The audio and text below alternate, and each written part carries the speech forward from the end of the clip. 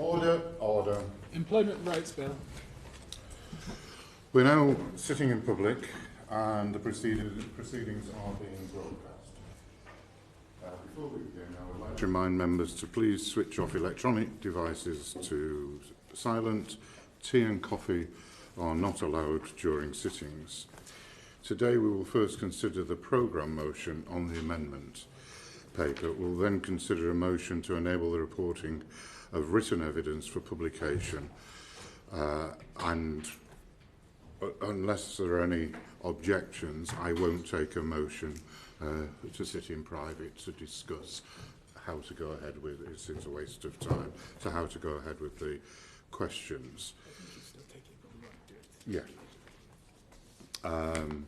In view of the time available, I hope we can take the previous matters formally. Minister, would you like to move the programme motion standing in your name, which was discussed yesterday by the programming subcommittee for this bill? Thank you.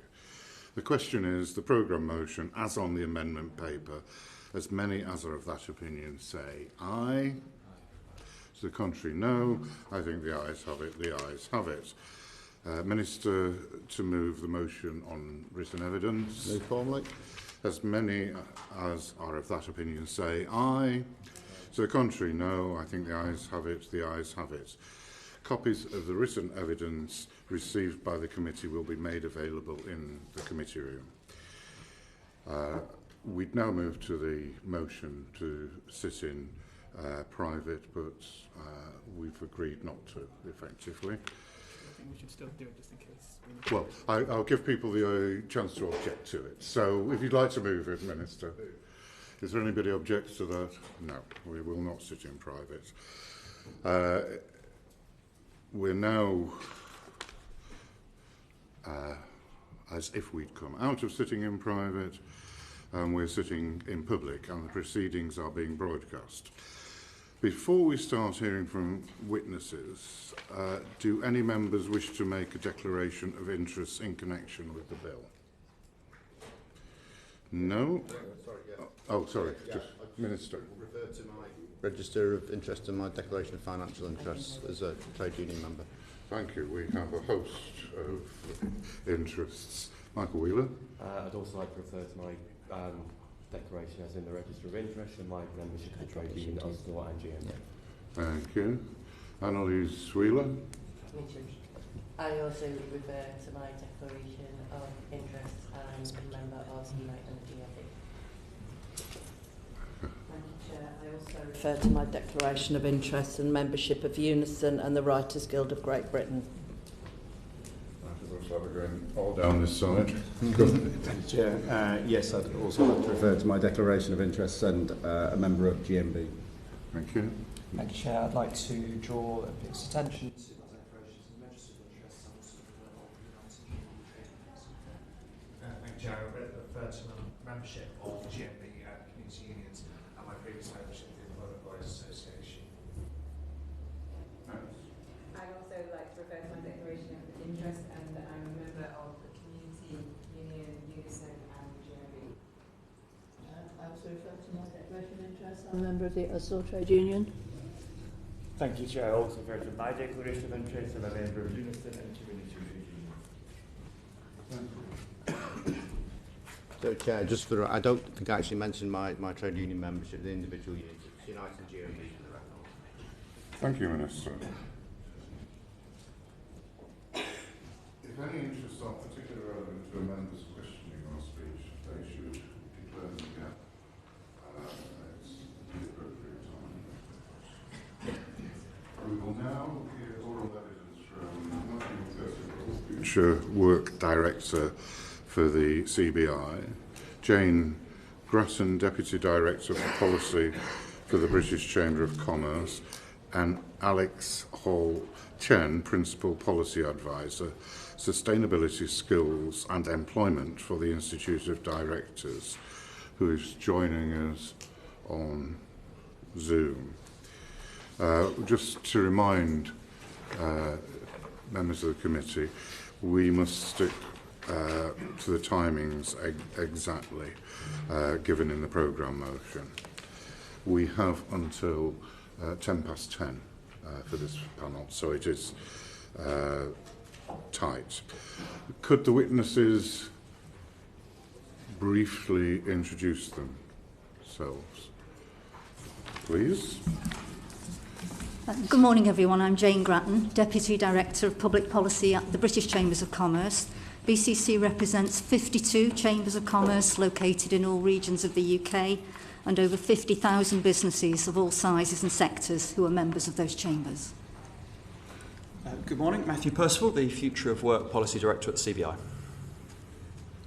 Thank you. And good morning, everyone. I'm Alex Hall-Chen, Principal Policy Advisor for Employment and Skills at the Institute of Directors. We represent 20,000 business leaders and senior directors across the UK in every sector. Thank you. If I can then move to Greg Smith to ask the first question on behalf of the official opposition. Thank you, Mr. Stringer. Good morning, witnesses. I always like to come down to the nitty-gritty and the nuts and bolts of any legislation in front of us. This is quite a weighty bill with significant changes to employment law. Of the organisations you each represent, what is it you fear the most in this legislation? We start with Jane. There are 5. Well, we just say there's a lot in this bill that represents what good businesses are doing already. But there are 5 areas where we've received concerns from members. The first one is on trade union access and ballot thresholds. Increasing access and making it easier and quicker for unions to call strike action doesn't mean that the union is representative of the workforce, and it doesn't improve the relationship with employers. From our members' point of view, it simply makes it easier to reach an endpoint that nobody wants. We can see nothing in the bill to reassure businesses that the relationship will be better, and therefore we don't think there should be any change to union access or ballot thresholds. Thank you. Anybody else, Matthew? Thank you. Look, our members support the idea of thoughtfully designed and appropriately enforced employment laws, a strong floor of rights. That is supporting fair competition in the labour market. It's not as simple as employment laws are bad for business. Lots of them are very good, and that's why we've supported a number in the past and also a number of the measures that are within this bill. Very much, as Jane has said, for her members. I think if your question is encouraging a bit of a quick checklist of the top issues, in the order that they come up in the bill, there are a number of areas of concern around the regulation of zero-hours contracts, which I guess has a little bit less to do with zero-hours contracts and more to do with the issue of guaranteed hours within contracts. It's low-hour contracts as well. We get a number of concerns around the removal of waiting days from statutory sick pay. We get concerns around the landing of probation periods during the initial period of employment, particularly more around tribunal risk rather than around the sorts of processes that employers might put in place. It's the cost of demonstrating compliance rather than having a good process that's more of their concern there. In the redundancy space, we're quite concerned about the increase in the frequency with which people are going to be put at risk of redundancy and the greater uncertainty for people in that environment, and that might have some kickback that's not intended for workers. Within the foreign rehire proposals, there's a risk that we might be making it easier to make people redundant than to change contracts, so we might go too far and not find that landing zone of making it a last resort short of redundancy. And in the industrial relations space, there's a number of similar concerns to those that Jane has outlined. And I think a big one is there's been a lot of focus on the trigger threshold for whether a ballot for recognition should take place. Between 10% or 2% is what the bill outlines. But the far more significant change from an employer's perspective is the removal of a requirement for a sufficient level of support in the result of the ballot and the risk that it could, in extreme, become a simple majority vote in which hardly anyone votes in a large workforce, leading to recognition. Thank you. Alex? Yeah, thanks so much. I completely agree with what's been said so far. What I would add is that a key fear for us is the cumulative impact of all the 28 reforms in this bill, coupled with everything else that's happening in the employment space so far, and that taken as a whole, the measures make hiring someone riskier and more expensive for businesses. Our research has shown that as a result, businesses will hire fewer people. We polled over 700 business leaders on this topic in August and found that 57% said that these reforms would make them less likely to hire. And I'd say that the situation has actually worsened since then, given recent announcements around employers' NICs.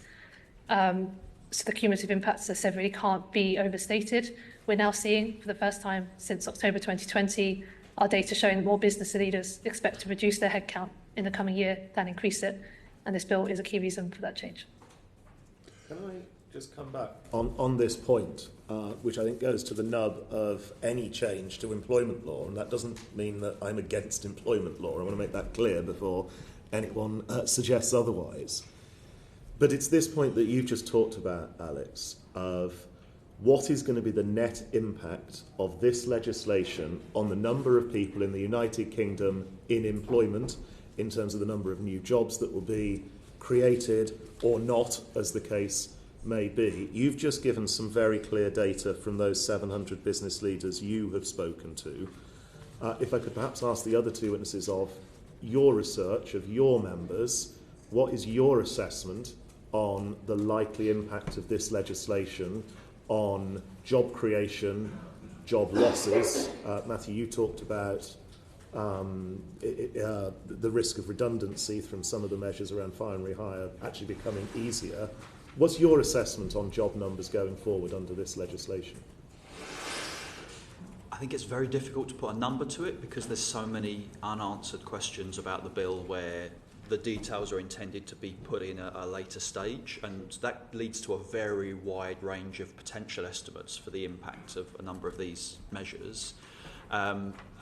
We've got some work that we're doing at the moment that will give us some updated figures on sentiment around a number of measures. We're looking to publish that soon, and I'll make sure we include those numbers for you within our written evidence. Jane? From our point of view, the feedback we've had from members has been one of concern around increased cost, complexity, and a lack of flexibility to manage the workforce in the way that a business needs to. Feedback has been that there's a reduced hiring appetite if this legislation were to come in. They're less likely to recruit new employees due to the risks and the difficulty, particularly under the day one rights, unless there is at least a 9-month probation period with a light touch approach. Preference for contractors and temporary staff, again, to reduce the risk and to avoid legal complications. And that's predominantly, 38% said there'd be a hiring freeze, 25% said that it would result in less pay, 30% said less investment in the business. So it's there are quite some significant risks and costs, particularly, I think, to SMEs. Alex, is there anything you wish to add? Yeah, I'd just like to add that in addition to considering sort of recruitment levels at the higher level, we're also getting feedback about types of recruitment and the impact that that the policies will have on that. And by that I mean we've had a lot of feedback, particularly with respect to day one protection against unfair dismissal, that essentially boils down to, under the current system, employers are very likely to take a risk on hiring a borderline candidate. Perhaps that candidate doesn't have quite the right experience or qualifications, but they're now much less likely to take that risk because the cost of getting it wrong will be considerably higher. And I think there are really important questions about what that means for people on the fringes of the labour market, especially as those are precisely the people that the government needs to get back into work to meet its 80% employment rate target. Thank you. Minister? Yes, thank you. Good morning, everyone. Obviously, you mentioned quite a few surveys. There are obviously other surveys available which show high levels of support amongst managers and senior decision makers in businesses, up to three quarters of managers are supporting the measures in the bill. And just on a few points you raised, Matthew, a number of the concerns you raised are actually the subject of live consultation, so I'm sure you will be responding to those. Just on a more general point, you've said, I think Jane in particular, that a lot of the businesses you represent do a lot of the things in this bill already. Do you think it is important that we do have a level playing field so that good businesses are encouraged to treat their staff properly?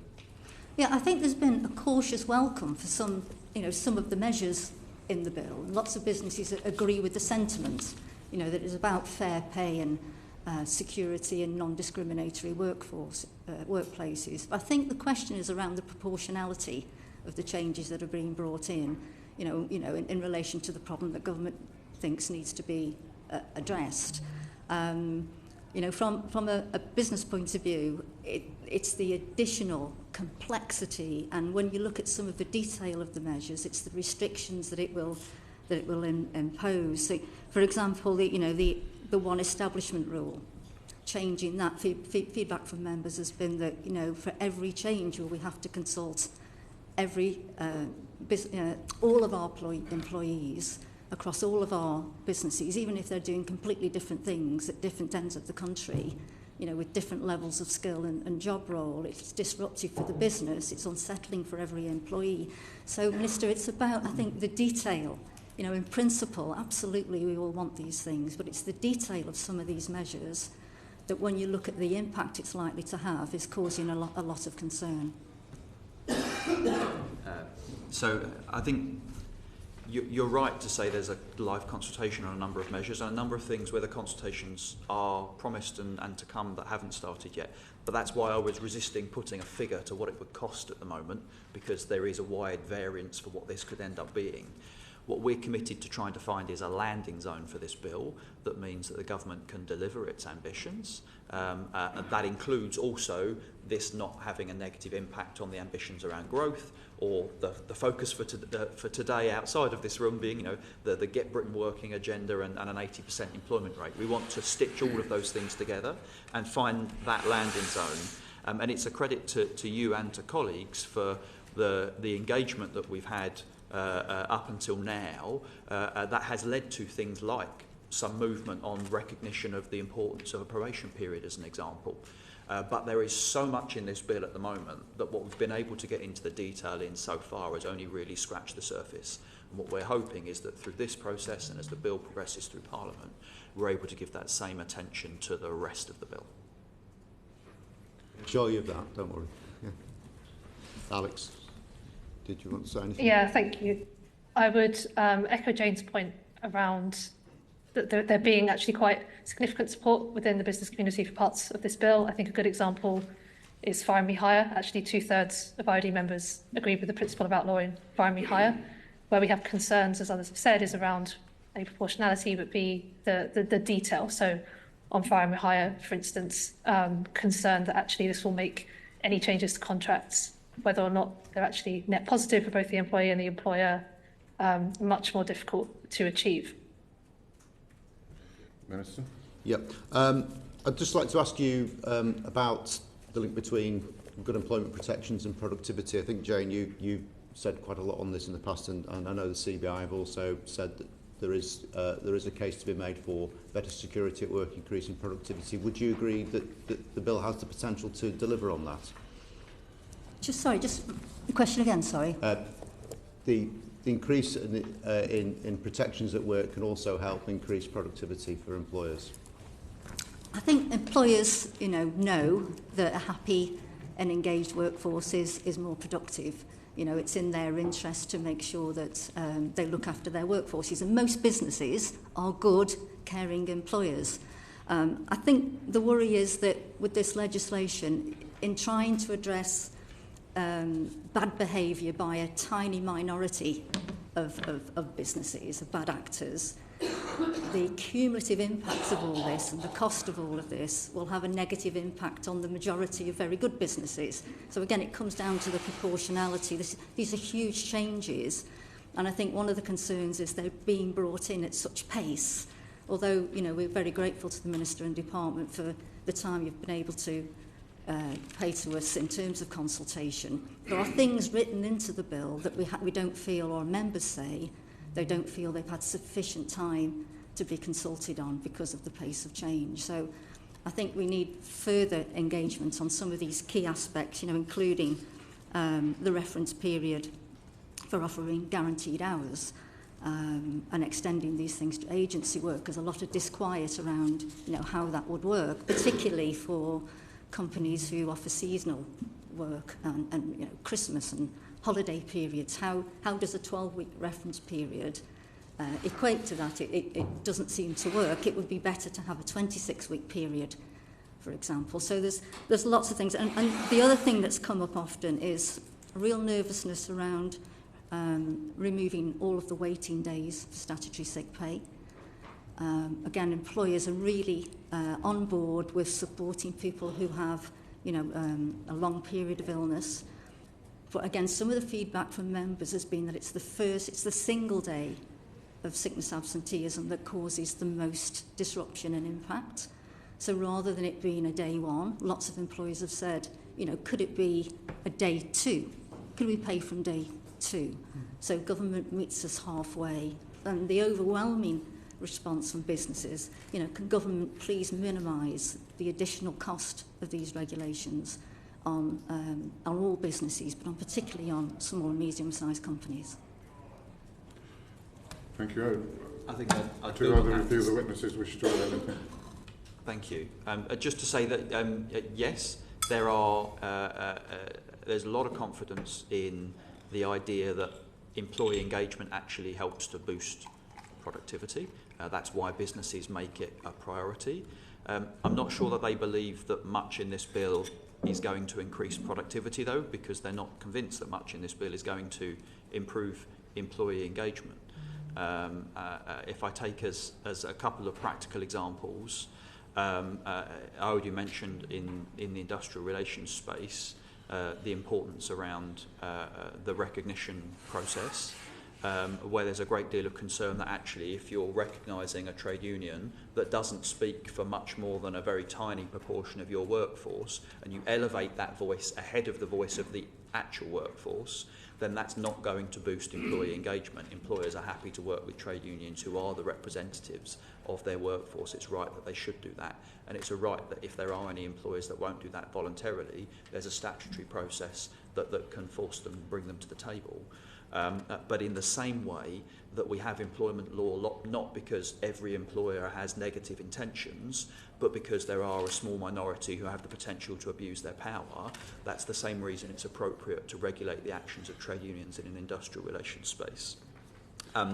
Another quick practical example, within the 0 hours contract aspects of this regulation, crafting the requirement for accessing guaranteed hours as something that employers need to be constantly calculating for all employees whenever they work beyond their fixed hours, and then making offers to people, some of whom would want to receive the offers, some of whom would not, seems to us the most administratively complex and costly way of delivering on this proposal, and that there could be two other constructions that are worthy of consideration, one of which would be a right to request framework, where there are good tests on when an employer needs to accept the request versus not, just as we have around flexible working currently, or you can call it a right to have if you like, but at the moment I haven't seen a difference between a right to request that an employer has to accept other than in limited circumstances, and a right to have which you don't have a right to have if an employer meets the same test for limited circumstances. So really what matters is not whether you call it a right to request or a right to have, but what the actual test is for when an employer accepts the whether it's request or not. And to do that would minimise significantly the administrative burden, rather than calculating lots of offers for people who won't want to accept them. And a number of individual businesses have told us that where they already have mechanisms that monitor hours, typically what they do, if the bill is to go with the grain of good practice, that already exists within industry is they will monitor people's hours, and there will be a trigger for a conversation with a line manager with the individual in the event that their hours exceed the hours that are guaranteed within their contract on a regular basis. And those who have that policy in place tell us that most often that leads to no change in contract as a result of the hours being picked up as extra hours, not being something that the individual wants to guarantee into their contract. There will be occasions when they do change contract, but they're saying that the majority of people in those situations are not wanting to change their contractual arrangements. So we're hoping to minimise that admin burden. Alex, anything to add before I move on? Yeah, thank you. I would just emphasise that yes, absolutely employers recognise the link between the two, and that's why in many cases they're often ahead of where legislation is. A good example of that is flexible working. 90% of IOD members' organisations already offer at least one form of flexible working to their employees. The concern here is about the scale of the changes and the costs associated with them. We know from the government's own impact assessment that may be as high as £5 billion a year, with the cost disproportionately falling on SMEs. And a frequent piece of feedback that we get from members is that it feels that government doesn't understand how difficult it is to run, particularly an SME at the moment, and just how tight profit margins are. And so in that light, that is primarily where we're coming from. You know, these changes are huge. They're to an extent unprecedented, and they will really impact on those already very fine profit margins. Thank you. Steve Darling on behalf of the Lib Dems. Thank you. A series of short questions, I hope, Mr. Chair, if I may. First of all, I'm just wondering if the panellists could share with us, if you were putting a stake in the ground around probationary periods, where would you, what timescale would you put that stake in the ground of what is a reasonable approach to that area? Thank you, Mr. Chair. I'm happy to go first. It's really important that there is a probationary period, that it is at least 9 months. Ideally, businesses have wanted a 12-month probationary period because not least some businesses and individuals are required to undertake training, mandatory training, which takes 12 months or more. But a 9-month probationary period we could live with. I think the key thing is that it's a light touch approach during that period so that businesses are not discouraged from taking a risk on employees, so that employers don't have to introduce very stringent performance monitoring from day one, which helps neither the employee nor the business. Having structure during the probation period is good, but businesses would need to be able to end the relationship on the basis of ability or performance. As we do now, there should be no greater risk to an employer of an employment tribunal than there is currently during that probation period. Matthew? Typically, a business's standard probation period is no longer than 6 months. However, that does not mean that it's appropriate to set in regulation a limit on probation periods of 6 months. The reason that's important for us is a common response to an employer who sees that an individual is not performing quite to the level that they would want them to be to confirm them in post would be to say, okay, we've gone through our standard probationary period, but what we're willing to do is to continue to invest in you, offer you more support, more training, and extend that probation period rather than rush to a firm yes or no decision for confirming employment. So I think it's appropriate that the regulations should not prevent the employer good practice of being willing to extend someone's probation and give them more time to adapt into work, particularly if we're thinking about the challenge of getting people back into work who have had a period out of work previously, which is a big public policy priority and an economic priority at the moment. So we would also be in the same camp of saying certainly no less than 9 months so that it can give that extra time before an employer is forced to the firm decision of yes or no for confirming employment, preferably 12 months. Alex? Yeah, similarly, the feedback we've had from members is that their probation periods tend to be between 3 and 6 months.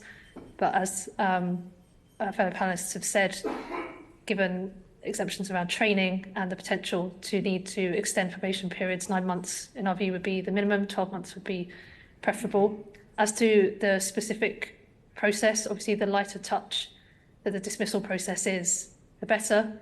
But we have done research that suggests that even a light touch dismissal process, as defined by government at the moment, wouldn't solve the issue. A third of our members said it wouldn't mitigate their concerns around this policy at all, and half said it would only partially mitigate their concerns. So we do remain worried about the impacts that this policy will have.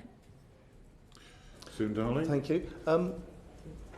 It's been spoken about a number of times around almost a big bang approach around employment rights, and that suddenly there's all these new rights appearing on that people are having to deal with. I'd welcome some reflections of if there was a more staged approach to this and implemented over a period of time so that employers are able to manage this, this new legislation. What reflections may you have around that, please? Thank you, Chair. I'm happy to go first for this one. Look, I think the way I would stagger things, if we were talking about staggering things, would be to start with the areas that there is already a cross-industry support for, where workers, trade unions, businesses can already agree that there are areas where the bill can be a helpful step in the right direction. And to give an example of a few, we've previously supported the idea that it is wrong that you should turn up for work expecting an 8-hour shift, be sent home after 2 hours and only be paid for 2 hours. There should be a right for compensation there. We've supported fixing that through legislation for years now. So a bill that is bringing that forward is something that we would welcome and support. We've previously supported removing the lower earnings limit within the statutory sick pay system. It feels like it's a hangover more of when it was a publicly funded benefit rather than an employment right and a relationship between an employer and their employee. We've supported the extension around third-party harassment. We've supported what the previous government was calling a single enforcement body, and in the bill we get into as a fair work agency. And we've supported things outside of this bill, but within the wider Make Work Pay package, the introduction of mandatory ethnicity pay gap reporting and action plans to go alongside reports on gender pay gap reporting. So there are a number of areas where you can bring forward things in a way that can have some consensus across social partners.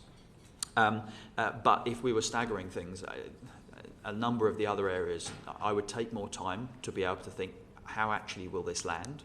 But beyond just staggering things, there are also some aspects in this bill still, and we've each touched on a number of them already, and for time I won't repeat them, but where they feel like they're just a step in the wrong direction, and when the step in the wrong direction is less made than the direction of the step. Thank you, Jane. Yeah, similarly, there's, as I said earlier, there's lots in the bill that we do support, lots that good employers are doing already. As Matthew said, on the compensation of shifts, we'd certainly be supportive of that. The Fair Work Agency, creating that level playing field, and measures around workplace equity.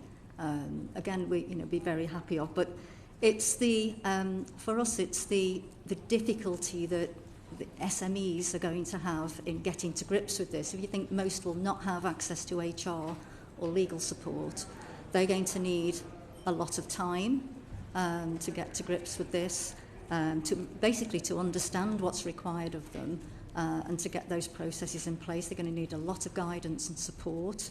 We think ACAS and the tribunal system would need to be significantly boosted, their resources, in order to cope with what we anticipate as going to be a lot of additional demands on them. So very much a phased approach, and as Matthew said, I'd agree with Matthew that start with the things that we agree on, and let's look at the detail of some of the things that are in the bill where we think more consultation is required. Alex? Yeah, I would emphasise two factors for consideration in staggering. First being costs. So as we're all well aware, the additional costs particularly related to employers' national insurance contributions that are coming up very shortly, are substantial. So the more that increases to costs related to employment can be staggered, for example, around statutory sick pay, the better. And the other, to support what Jane said, would be around tribunal capacity. So there's a particular concern that these changes, particularly, for example, around unfair dismissal, protection against unfair dismissal from day one of employment, will be introduced before the tribunal system has been sufficiently reformed to be able to deal with the influx of cases that will come with it. Thank you. Chris Law?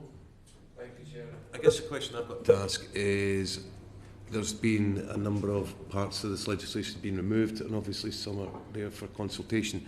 But what I wanted to ask you as a panel is, where would you like to see the bill go further? What would you like to see? What more ambition would you like to see in the bill? Matthew, maybe I can start with yourself. I can see you getting a bit of a blank slate at the moment.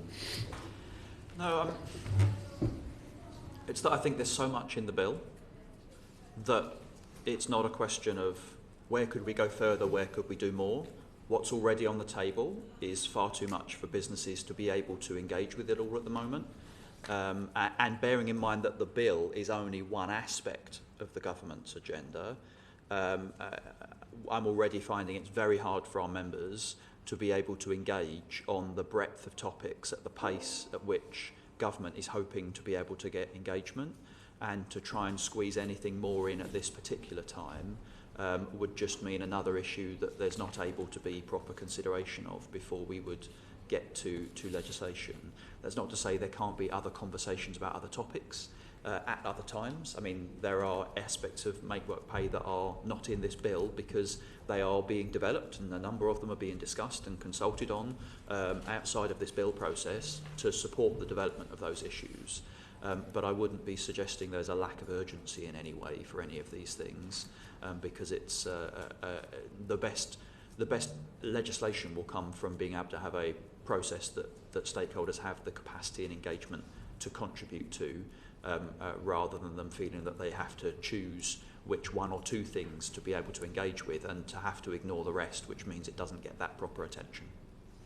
Yeah, I'd agree. I think the reflection from members, I think, is they're overwhelmed with all of the changes that are being put in front of them through this bill and the wider plan to make work pay. I think we've said from the outset, please take your time with this, consult carefully, make sure we get it right. That the biggest concern we have with all of this is the cost and complexity for SMEs. You know, they are very much behind the government in wanting to get 80% employment. They want, you know, to help you tackle economic inactivity, bring people back into work. It's good for all of us to, you know, to be able to utilise those skills and resources that are underutilised at the moment, and to help people, and to, you know, to go further to support people who may be on the margins of the workforce and may need additional help, but they can't do that if they're faced with additional complexity and more restrictions on what they can do, and more risk about, you know, getting it wrong. It's the risk of getting it wrong. And someone said to me, you know, for example, in respect of the harassment and the inclusion of the word all in terms of the reasonable steps that employers have to take, they said, I want to comply, but as drafted, I don't know how I could guarantee that I am complying. So it's that complexity that's the problem. So I would say, let's not go further right now. Let's do this at the right pace and bring employers with us. Alex, anything?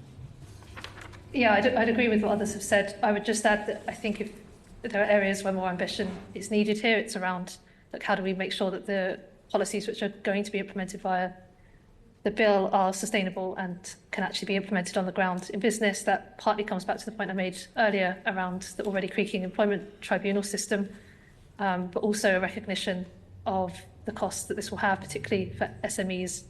So that's why, for instance, we've been calling for the reinstatement of the statutory sick pay rebate scheme for SMEs. So that's where we'd like to see more ambition. Thank you. We have 6 minutes left. Thank you, Chair.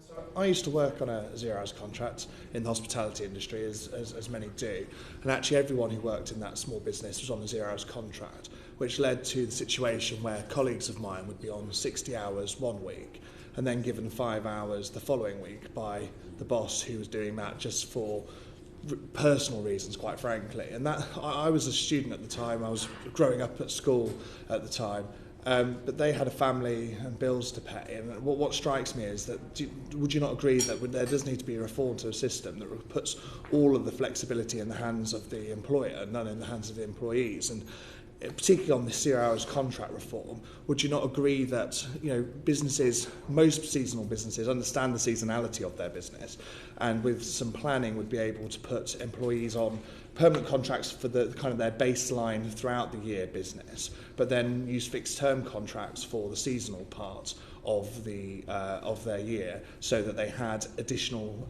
employees for the fixed term of their season? If the witnesses can be brief with their answers, we'll fit one more question in, please. Okay, a lot of our members do not use 0 hours contracts. They tend to be used in industries where they need that flexibility, and the feedback is that lots of the employees the workers who want 0 hours contract want them to fit in with their own studying or caring responsibilities or whatever that might be. So where the flexibility is mutually beneficial, then that's fine, and 0 hours contract should be able to continue. But I do agree with you. If somebody wants a contract, a permanent contract, then over a suitable reference period, then they should be allowed to have one. Martin? I think this is one of those issues where we're looking for that landing zone I was describing, because I think it's equally fair to recognise there are some people who work on 0 hours contracts and who don't want to be, and others who do and want to continue to work on that basis because it suits them. So how do we find a landing zone that supports both?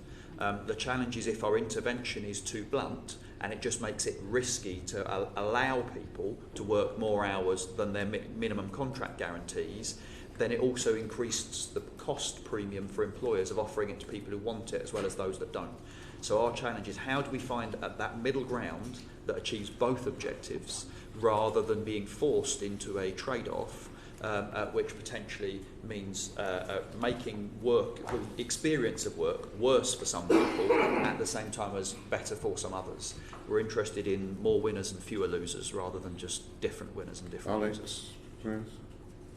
Yes, our research found that the majority of business leaders think 0 hours contracts have an important role to play but should be reformed. Our concern is about the detail rather than the principle. Thank you. Very briefly, questions and answers. Peter Bedford. You mentioned earlier about the risks to recruitment and retention of staff. Specifically about youth unemployment and recruiting younger people, what impacts will this bill have on that for your respective members? This is a question of broader context as well. So we've already mentioned around the changes at the budget and how the impact of particularly the threshold element of the national insurance changes is concentrated in sectors which currently employ a large number of younger people. The bill also ends up focusing into the same area, and those businesses often speak about a triple whammy because they're also the same businesses that are affected by national living wage increases. So in all three aspects, you end up with a similar group of businesses who are particularly facing costs, and therefore where there are unintended consequences, they are disproportionately likely to be faced by younger people. Yeah, I think it might just influence an employer's choice at the recruitment stage. If they have someone who comes along who's got no experience, but they could take a chance on, or they've got someone who is more experienced, and then there's the cost and there's the risk through the day one right. It might just influence that decision, and that's a worry because obviously that's not going to help us tackle needs. Yeah, I'd agree with that. I spoke to an SME just yesterday who said essentially that they're going to have to change their current recruitment process of taking on younger people and training them up because it's too risky given the reforms happening in this space, so they will focus on more experienced employees who can demonstrate previous competence. Order. That brings us to the end of the time allotted for the committee to ask these witnesses' questions. On behalf of the committee, can I thank the three witnesses for giving us full and very clear answers. Thank you very much. We will now hear oral evidence from David Hale, Head of Public Affairs at the Federation of Small Businesses, and Dom Hallas, Executive Director of Startup Coalition UK. If you can take your places, please. Again, we must stick to the timings in the programme motion that the committee has agreed, and for this session we have until 10:40. Could the witnesses briefly introduce themselves for the record? Yeah, sure. Hi, it's David Hale from the Federation of Small Businesses. Dom Hallas, I'm the Executive Director of the Startup Coalition, which is a lobby group for tech startups and scale-ups in the UK. Thank you. Greg Smith. Thank you, Mr. Stringer. Good morning, gentlemen. We heard in the last session evidence that this bill could have a £5 billion a year impact, disproportionately impacting SMEs. Is that something that you both recognise as a risk of this legislation? I mean, I think the impact assessment was quite clear that the bill would be more than $5 billion a year. So the impact assessment, for example, did not include any of the consequential impact on businesses from the changes to unfair dismissal. It merely counted the ability of the government to change. And I think the changes to unfair dismissal are one of the things that businesses flagged. So $5 billion is very much at the low end of that estimate. And then you may well have seen the RPC yesterday say that impact assessment as a whole was not fit for purpose. I think the only question about the 5 billion or the 5 billion plus is where that cost is borne. So obviously, businesses can bear the cost. People who are not in work can bear the cost, or people who are in work can bear the cost through wages or through lower hours. So it's 5 billion is a very low estimate, but where that cost falls is the more complex question. Mr. Hallas? So I think the starting point for this is, from our perspective, is tech startups and scale-ups are unusual businesses, right? Unusual small businesses, frankly. They sort of scale rapidly, so can be growing at 50, 100% a year. They pay unusually well, so disproportionately well. I think the average sort of salary is in the £50,000, £60,000 range. They change really fast because they are scaling and doing things very quickly. And they treat staff like royalty, quite frankly. Like, they treat them incredibly well because it's a highly competitive labour market for technology talent, and they need to be able to hire in it. That means they really value flexibility. So I can't speak to the sort of 5 billion figure or not, and obviously the reports out today throw some scepticism on that. But what I won't do is sit here today and tell you that this piece of legislation would be disastrous for our ecosystem, right? Clearly not.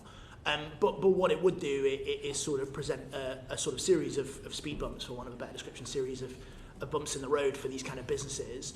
The cumulative effect of which is to sort of chip away at some of that flexibility that our companies so prize. Can I stick on that theme of flexibility, particularly, Mr. Hallas, from the startup perspective, thinking back to the post-2010 period, pre-pandemic, a huge proportion of economic growth and the success of the economic growth in the pre-pandemic period was down to the growth in self-employment and people making that leap to set up their own business, to become entrepreneurs.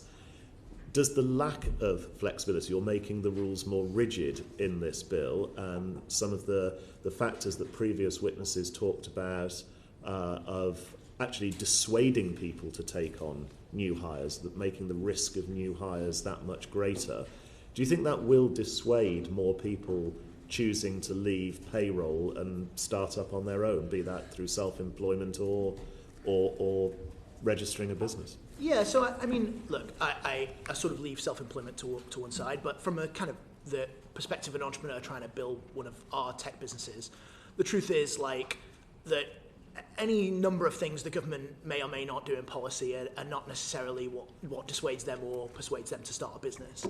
The reality is they're probably going to do it anyway. The question is, are we going to make it harder for them, or are we going to make it easier for them?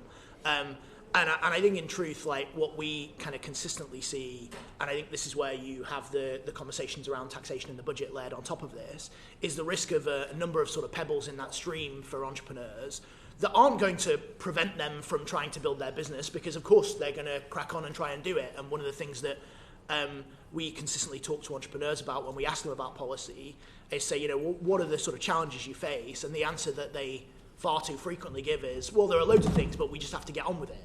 And now I would sort of put to the committee, like, the question is ultimately, like, how do we prevent our policy environment from being one in which the sort of entrepreneur community and the founders who are building these kind of businesses and creating these kind of jobs see it as a sort of barrier to overcome, but actually how do we create a situation that is as open and flexible for them to operate as they possibly can, and therefore you know, a competitive jobs market that will ensure that workers are treated really well. Mr. Hale, do you have a view on that perspective? Yeah, so I think if we were doing this build to good process, which I don't think the government is, I think we would be exploring what the participation harm is. Part of that is not just whether firms choose to recruit, but who they choose to recruit. So on the whether, from a small business perspective, you might get a contract, you might choose to scale to meet it, or you might not. And it's not the case for all small businesses that they will choose to scale regardless. There is a risk there. And if you increase risk, you lessen the chance that somebody will do that. But part of the importance on the participation harm is not just the whether, but which people are employed. So, you know, we know we have a CV culture in this country. We know people look at CVs, managers at all levels. I'm not just talking small employers, but managers in small businesses, managers in large businesses. They look down CVs and they look for gaps. And if people find gaps in CVs, we know in the UK they are less likely, you know, to feel that that is a risk that they can bear. And part of the problem, if you add risk to employment, is not just whether they take that risk, but who they take that risk with. And from a small business perspective, it's small businesses that are currently most likely to take that risk. Small businesses that currently recruit most from outside of the labour market. If they don't do that, and we know small businesses are responsive to risk, if they don't do that, then it's not just small businesses that lose out, it's the businesses that in turn recruit from them. So it's the larger businesses that will recruit someone who's got 2 years at a small business on their CV, or does have, you know, experience when they were a student doing bar work. They might well be more likely to recruit them, and they might benefit from that introduction to work that they have had. But the whether and who is currently missing from the conversation, and I think that's because we've had such a quick process. But you know, that is the main thing. In terms of whether it helps somebody take that leap, it's, you know, I think the government should be making the case, and I haven't seen a case for how this bill would help somebody want to recruit more.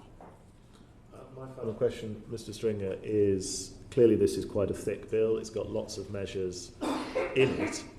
If you were able to change any element of it, what would be your top priority to change? I mean, there seems a big question about whether the bill should be split up. It's a very large bill. Overwhelm is the primary response. The second response is, you know, to put it politely, bemusement about what the government is trying to achieve and how these measures are intended to achieve it. We know the very high level, but the high level doesn't match the measures. So if you're talking about security at work, this bill doesn't appear to give extra security at work. So there's bemusement on that. And then, you know, just basically, like most of us, small businesses are scared of getting sued. So there is fear on that. This increases the litigation risk against small businesses. The The next questions on are what are the possible harms of the response to that fear, which are things like the participation harm, things like harm to the work environment, things like harm to individuals and the whole economy from the knock-on effects. But I think, I'm not sure if it's 28 sections, 28 measures, 70 measures. Maybe some of you could, but I don't think anyone could list them all. Sure. I don't think a small business would be able to tell you what they are. I don't think they would be able to implement them all at once. So there's a question about whether it should be split up. So I agree on the scale point. This is a big impact in a bill. I think the practical sort of what is the top concern from a startup ecosystem perspective is the question of day one rights and exactly what this means. And obviously there's a sort of open discussion about length of probationary period or not, or how exactly that's going to work. From a startup ecosystem perspective, the core point here is ultimately that you have very sort of fast-moving businesses whose needs change and, frankly, the experiences of employees change. And the practical impact of the bill in that area will be that people are less likely to continue to take a risk on someone even when they've hired them after a probation period because of the changes in the way in which the government's looking in the bill. So what we'll get is a situation where those sort of employees who might be doing well but not as well as you might hope are more likely to see their employment terminated at that stage in order for the businesses to say, well, we can't take the risk, which seems to us to be a perverse incentive that ends up being created as opposed to a longer time frame. Helpful. Minister. Thank you. Questions for Mr. Hale.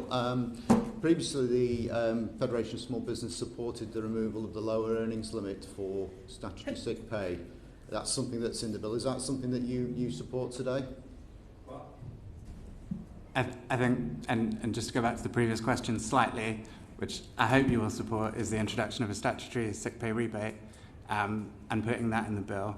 We have always been very clear that on SSP, with any changes that increase costs, a rebate is important because if you do not have a rebate, you systematically disadvantage those firms that take on people who are sick or likely to get sick.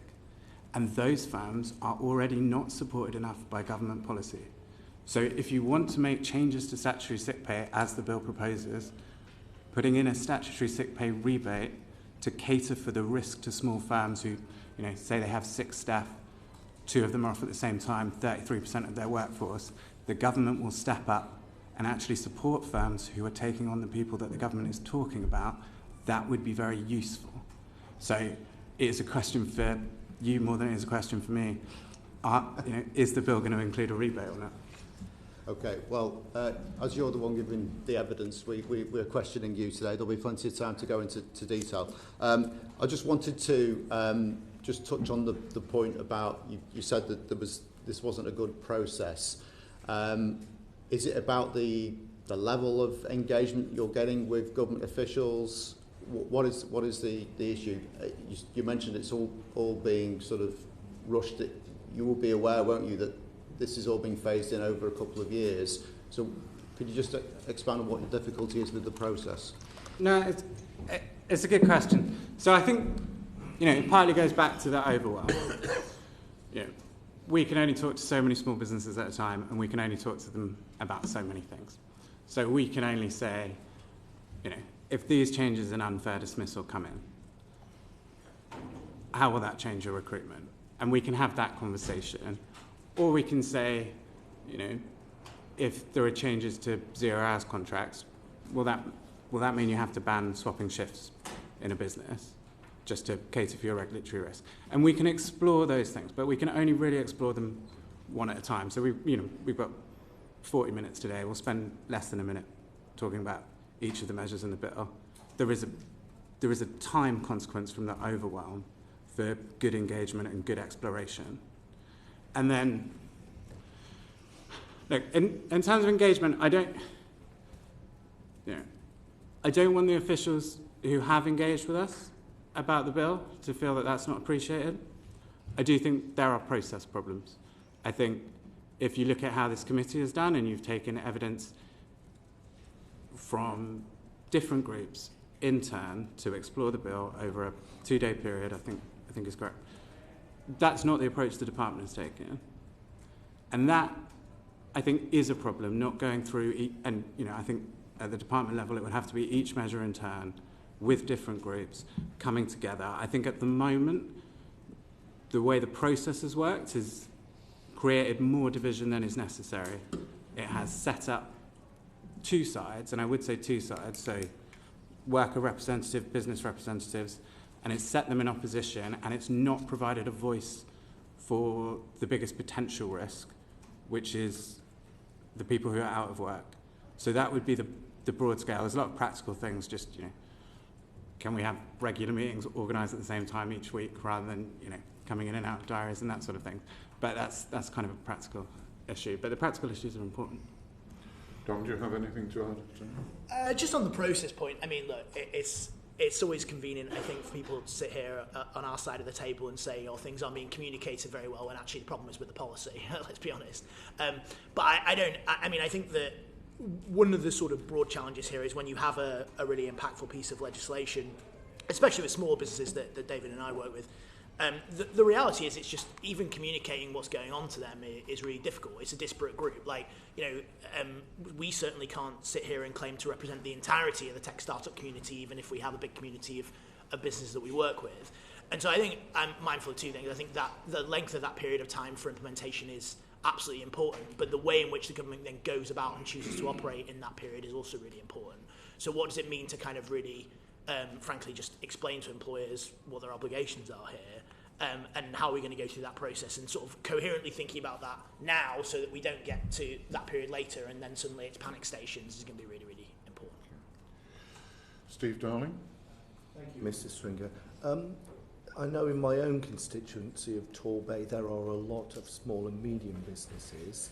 I just really wondered if the two witnesses would be kind enough to share are there any sectors that you are seeing that are particularly hard hit by the proposals, and any ameliorations that could take account of that?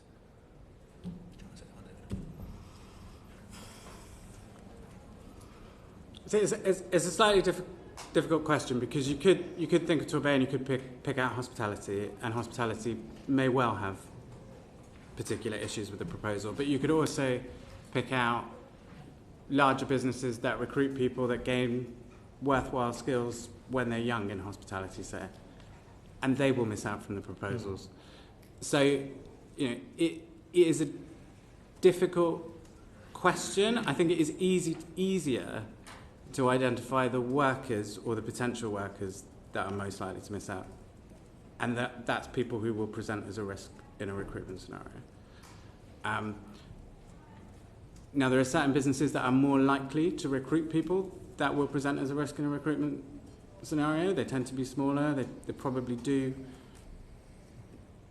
more than usual, but not overwhelmingly include sectors like hospitality. The other businesses that will struggle are the businesses that are mainly paid by the government. So the government sets their prices in effect. So social care, childcare. Those businesses will struggle because other businesses can put up costs. Those can only put up costs if the government and Parliament agrees to put up how much it pays, and in particular the way it pays. So the way social care tariffs work very much encourages a 0 hours model.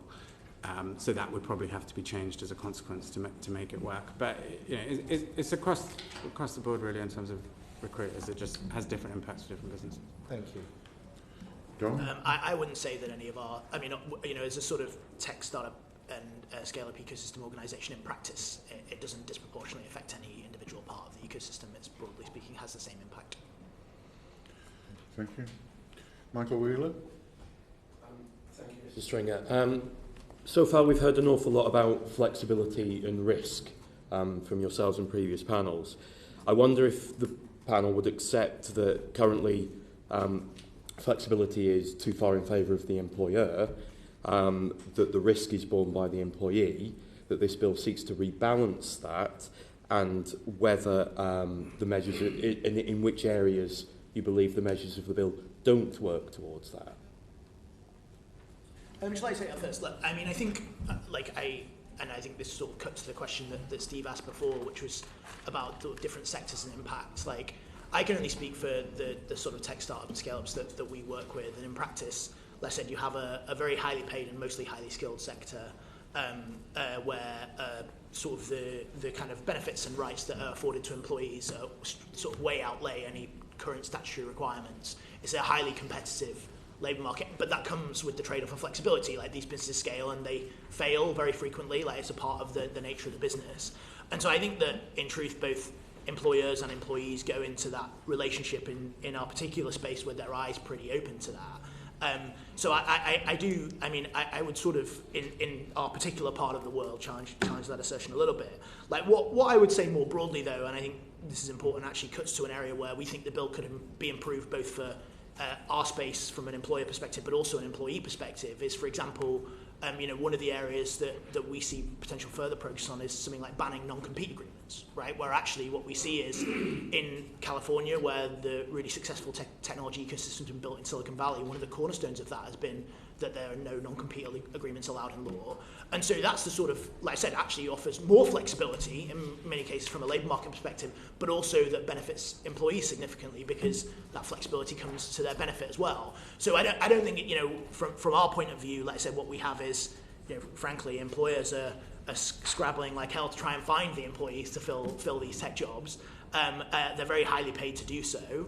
And if those businesses fail or their needs change, like, that is, in our view, part of the trade-off of those kind of businesses. I appreciate that might not be the case across every sector, but providing that flexibility is a core part of that trade-off, I guess.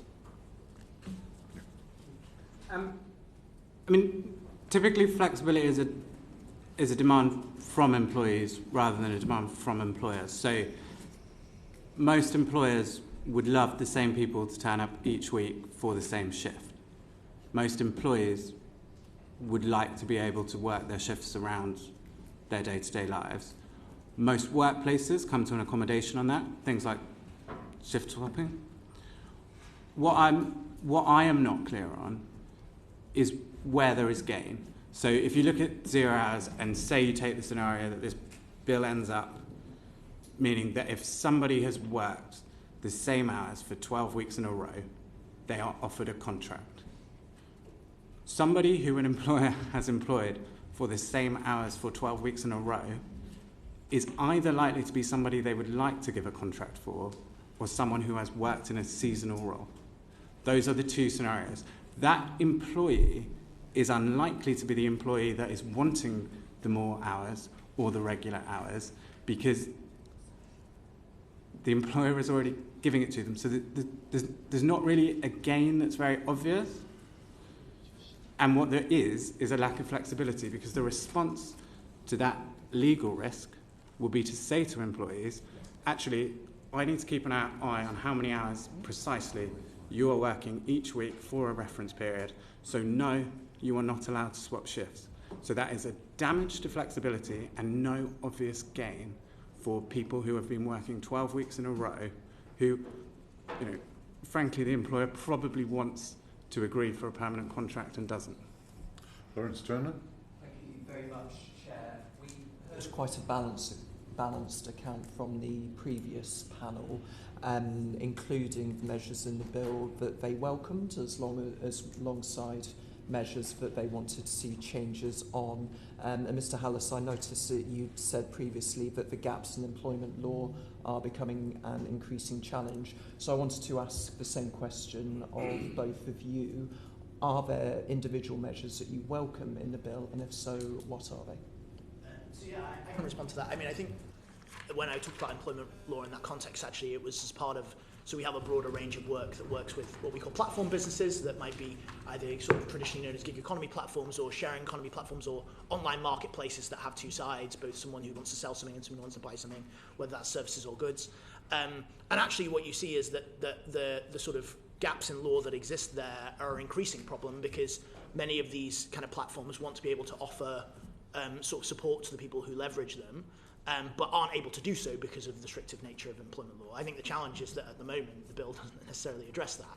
So I think there's clearly like a way of potentially having further conversations on that. Obviously some of that is being discussed down the line and whether there's single status for workers, and we're not sure if that's the exact right approach, but there's a conversation to be had with government about what is. But in the meantime, what we have is a sort of structure built by court case, which I don't think is helpful for anyone concerned and is both frustrating to a number of unions and workers' rights organisations who've been campaigning on this, but also for a wide variety of platforms who aren't the very biggest ones who are taking it all the way to court and actually would prefer some clarity so that they could offer potentially additional benefits to people who leverage their platforms. So that's kind of the first thing to say. I mean, look, like a significant portion of the bill are things that we either have no view on or, broadly speaking, would be fine. The reality is it's not, this isn't sort of, like I said, I'm not going to sit here and say this is going to be catastrophic for the tech startup community. But I think in truth it's not sort of dark. Thank you, David. So I think the steps in the bill on strengthening maternity protection, those are one of the reasons why I talk about splitting the bill up.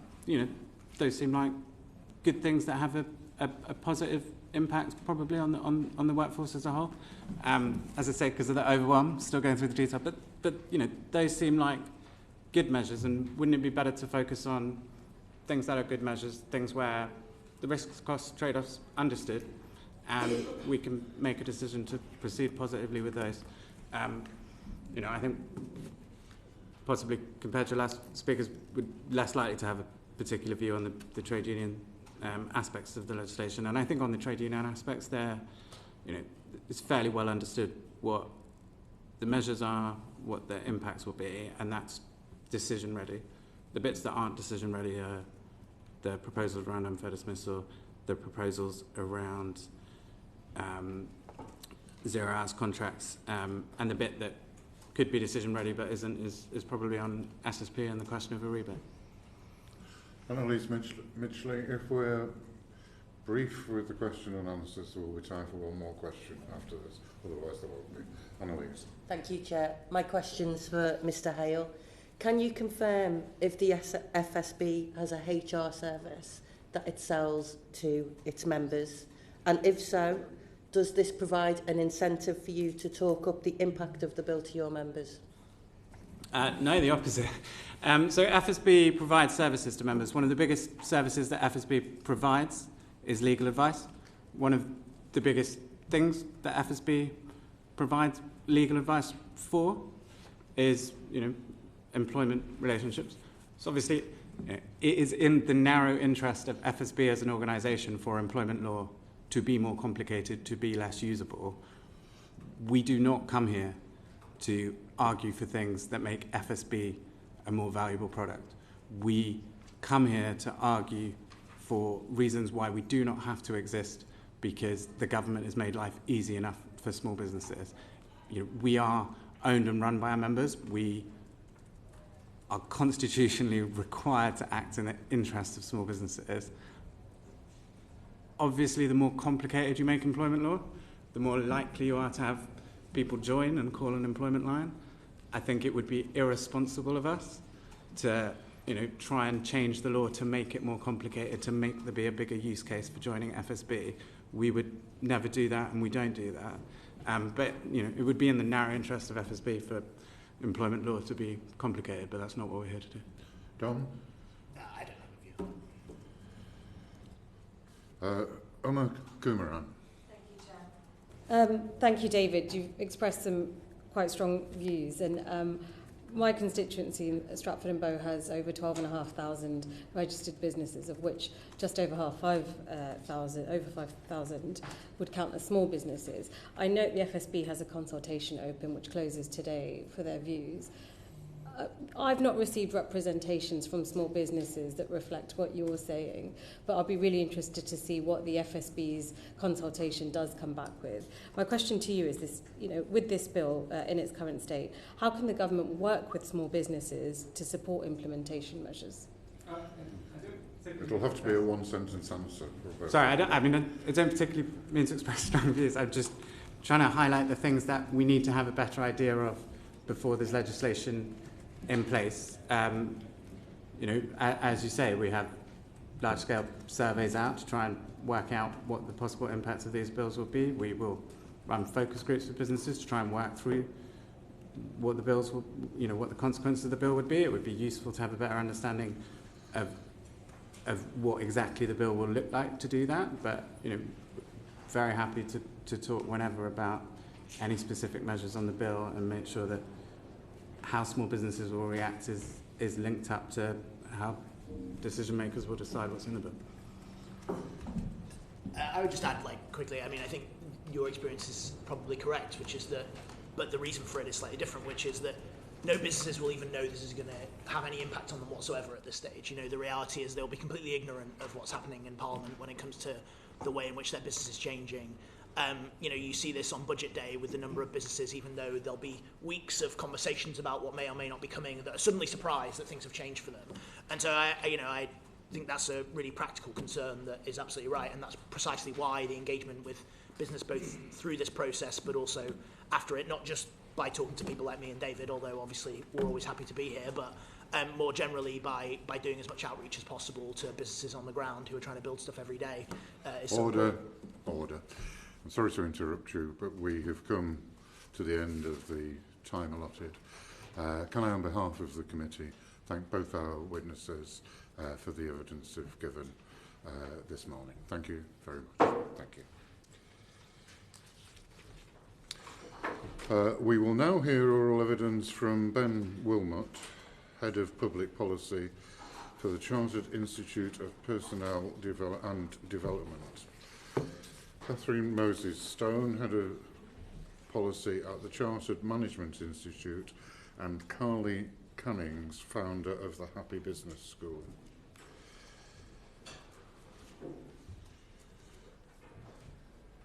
Once again, we must stick to the timings on the programme motion, and this session will have to end at 11:25. Could I ask the witnesses to briefly introduce themselves for the record? I'm Ben Willmott, Head of Public Policy at the CIPD. The CIPD is the Professional Institute for HR and People Development in the UK. We have 160,000 members who are mainly HR directors, HR managers, HR advisors, working as practitioners in organisations across all sizes and sectors of business. But we also have about 15,000 self-employed HR consultants in membership who work with tens of thousands of small firms to help build their HR and people management capability. Thank you. My name is Cathryn Moses-Stone. I am Head of Policy at the Chartered Management Institute. So we are the leading professional body dedicated to raising the standards of management and leadership excellence across the UK. We've got over 220,000 members and more than 150,000 people are currently studying on one of our management and leadership programmes. And our Royal Charter defines our charitable mission as increasing the number and standard of professionally qualified managers across the UK. Thank you. I'm Carly Cannings, founder of the Happy Business School. I'm a workplace culture consultant and I help organisations create happy, thriving, people-centric cultures. Greg Smith. Thank you, Mr. Stringer. Good morning to the witnesses. This is clearly a very large piece of legislation. Previous witnesses have commented that perhaps it should be broken up. To your organisations and those that you represent, should this bill be broken up? Is it too complicated? Is it actually putting too much on HR advisors, for example, in one swoop? There's no doubt that the cumulative impact of all these proposed regulatory changes will be significant.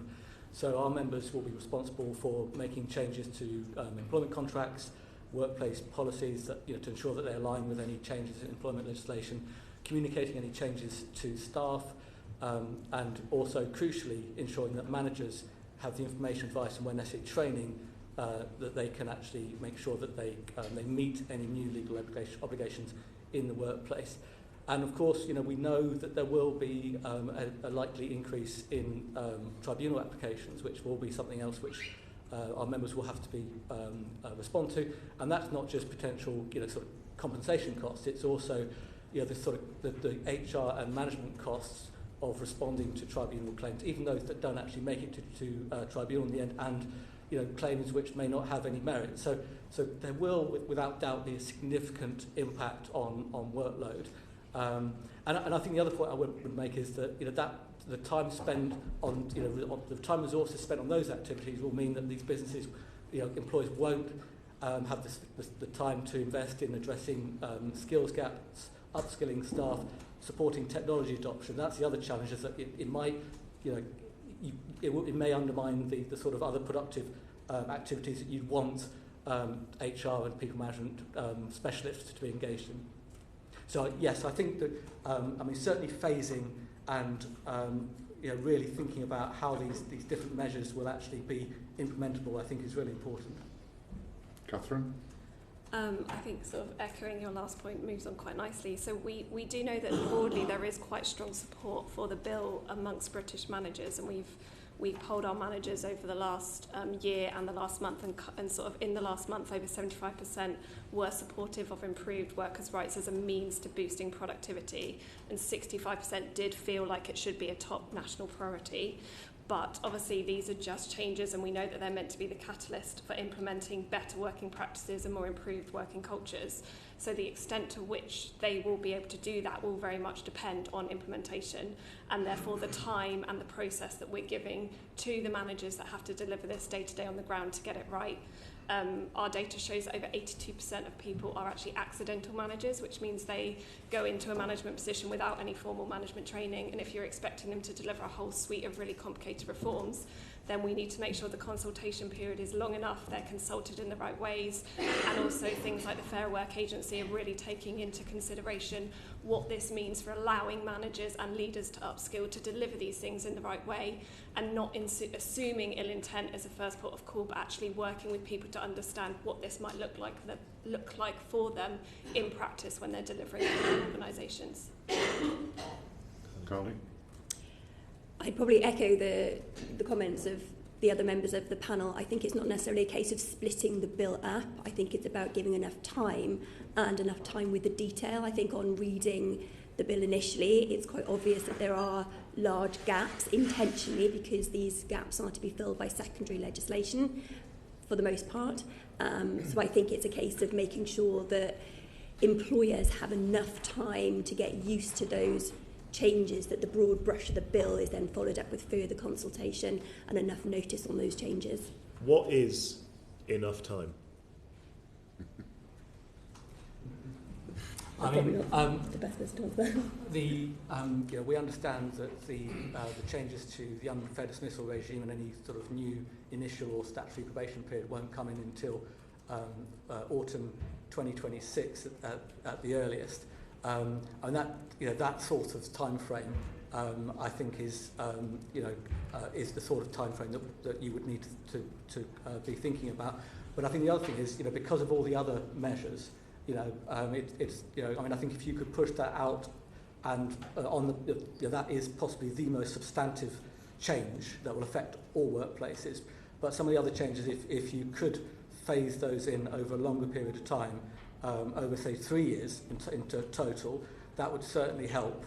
And I think the other point I've echoing that we absolutely need, ACAS needs more resources to support this implementation process. So we've called for ACAS's budget to be doubled to £120 million a year, because it's really crucial to support compliance, particularly amongst those small and medium-sized businesses that we know are more likely to fall foul in terms of accidental non-compliance, less likely to know what their employment regulation obligations are, and have less resources to adapt to these changes. I think similarly, we would like to see consultation throughout the whole of 2025, a really nice long period of time to try and understand exactly what that means for managers. When we're looking at training courses and development for managers and leaders, that doesn't happen overnight. So if there's an understanding that there's going to be a management gap in some particular area of the bill, then you've got adequate time to try and find the ways to support the people delivering it to upskill to do that in the right way. So whilst we can't give specifics, I think it echoes a decent period of time with implementation 2026. I've nothing further to add. Just my final question within that. The upskilling of professionals that Cathryn, you just mentioned, to be able to advise on new measures coming in, both through the face of this bill and the secondary legislation that will follow. What would actually be the cost burden and the impact on the whole sector to get into a position where they can be giving accurate and good advice on however this bill, and you know, we can see the parliamentary maths, it will become an act, when this bill finally reaches the statute book. I can't talk to the specifics of the initial cost implications of the bill, but what I can talk to is the cost implications of having really highly trained managers in the workplace. So sort of when you're thinking about really general management training, we know that chartered managers on average boost a business revenue by £59,000. We know that the average pay rise of a chartered manager is £13,000. We know that we see in a lot of our data that there is a direct productivity impact on an organisation through having highly skilled, highly trained managers that are able to implement policies that increase retention, retain talent, boost morale and create more positive workplace culture, which prevents turnover, which saves businesses from losing money. I think this probably also comes back to the point that managers need time to get it right, to understand it, so that the burden on their business in the long run isn't huge, because they're able to have the right amount of time to understand how they will work with their employees so that they don't have to escalate everything to tribunal. So I think that early training period is really crucial for the wider cost saving, because we obviously know that there are lots of concerns from businesses on these, as well as the kind of broader sentiment of being in support of the bill. I think one of the challenges of if you as a business, if you're looking to upskill your managers, that will incur a cost, and I think if we look at the sort of proposed increases in employment costs overall, both from the bill, the different measures in the bill, as well as the changes in the budget, that also needs to be taken into account. Actually, businesses will have to find the money to upskill and train their managers. So I think that, and that's one of the reasons, particularly for those SMEs, that's why we're saying that this, ACAS absolutely needs to be resourced, particularly to help those smaller businesses that are more resource challenged, have less knowledge and capability around the HR people management side of the business that's so important here. Holly? So I think you made a really important point there about small businesses and making sure that they are adequately resourced to be able to deal with these changes. And I think, I am, as the statistics bore out, as many employers, very supportive of hiring the standards of employment. And I think this bill takes, a step forward, certainly in the right direction around hiring those standards. I think the balance that needs to be struck is making sure that employers, and particularly small employers, are able to cope with the changes. I think there are lots of businesses already out there doing really good things, and actually some of these things in the bill will be measures and practices and policies that lots of employers already have in place. That's not the case for everyone, and that in particular might not be the case for small businesses. Small businesses, I think, definitely echoing, I think, Ben's point, are more likely to fall foul of the legislation accidentally rather than intentionally, because they don't have the right access to support and advice in the same way. So I think that's a really important point that mustn't be missed. Would it be right if I just added a point? Because I think something that's really concerning us, and it's true, obviously there is a cost to training your managers, but it's also why we're really concerned about the proposed defunding of the level 7 apprenticeships, because there's going to be a huge knock-on impact potentially. A huge skills gap could open up in really highly trained management across the UK at a time where businesses are going to be required to know their stuff and to implement this in the right way. So I think we're also just really concerned about how that very much aligns with the development and the delivery of this bill as well. Minister. Thank you. Good morning, everyone. Can I just sort of reassure you that there will be continued dialogue before implementation on picking up on the points you've raised there. But can I just ask you a more general question about what you see as the current weaknesses in the employment rights sphere, what we need to do to give people more protection and security at work, and whether you think this bill addresses that? I think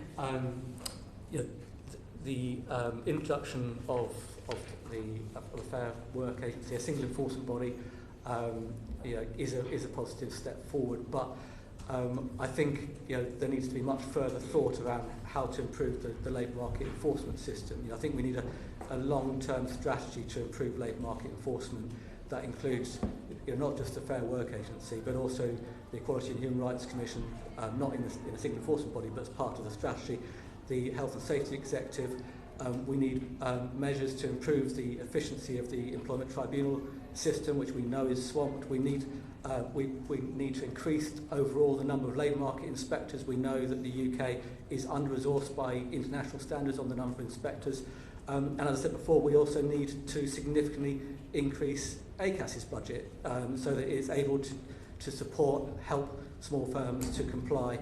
And I think labour market enforcement is getting the sort of carrot and stick balance right. And I think that that's why it's so crucial that ACAS can play that role in helping to raise employment standards, and those businesses which they're not bad employers, they're poorly resourced, they might be knowledge poor, time poor, and they are particularly micro and small firms, they are tending to fall foul of legislation because of those issues, not because of any malicious intent. Thank you. Either of you are witnesses, Cathryn? Yes, I'll start with the latter part of the question. So we've got a lot of data that shows the impact both on productivity and improved workplace culture as a result of good management and good management practice, of which much of this bill falls into that camp. So, for example, we know that a third of employees have cited negative work culture as a driver for leaving their organisation, and that's obviously driven by ineffective management. We know that where managers show mutual trust and respect in their organisation with their direct reports, they find that productivity rises, and poorly managed teams face lower motivation, satisfaction and retention.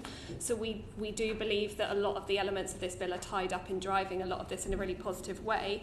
The things, I guess, that again we're worried about, which echo what I've said before and echo what Ben has said, but it's going to come down to the implementation, and it's going to come down to what that fair work agency looks like and how it behaves and how it supports and how it gives that space for managers to upskill. So we know that 40% of our managers have expressed some concern about the detail of some of the policy, like the right to disconnect. So what defines business critical comms versus just maintaining team comms? All of these things that we know with really high quality management training, where you understand how to have difficult conversations, you understand how to prioritise, you have emotional intelligence, you're able to navigate much more effectively in the workplace. So I think our worry is just what that implementation will look like and where managers and leaders will be supported as part of the Fair Work Agency. Carly? So I think this bill is about raising those minimum standards, and as I said previously, lots of employers are also doing lots of good things. But let's be realistic about the impact of this bill. It is about raising those minimum standards, and Cathryn alluded to that whole bigger picture around creating happy, thriving workplace cultures, and it goes far further.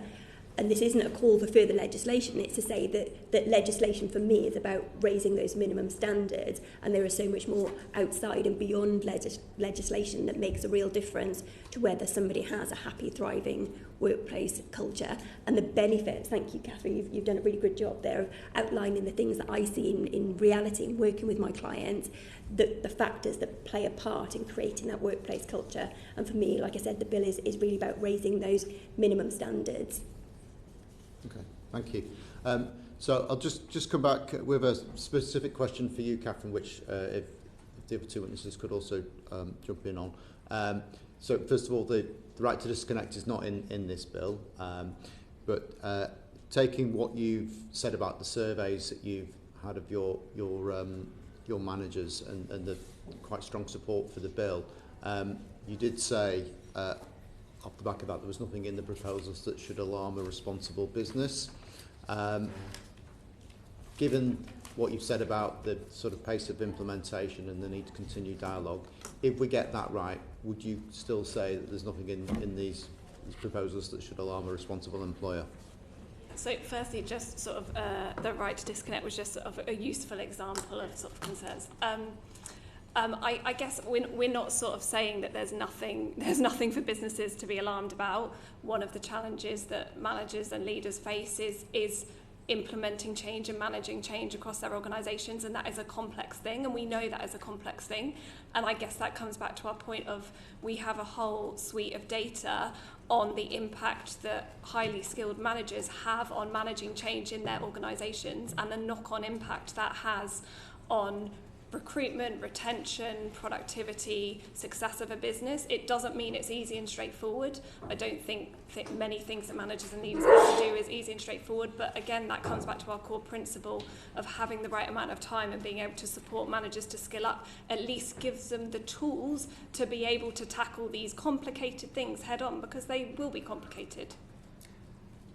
I mean, I absolutely agree that there is a significant role for well-designed, effectively enforced employment regulations to support overall improvement in employment standards and support efforts to improve employee engagement and productivity.